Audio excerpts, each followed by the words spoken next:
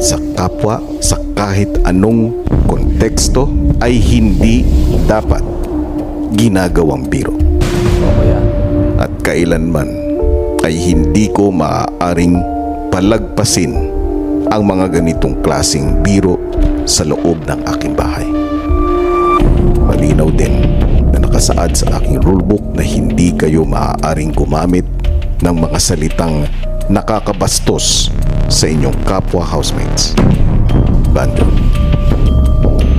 Dahil sa sunod-sunod mong paglabag sa patakaran kong ito, humantong ako sa isang desisyon.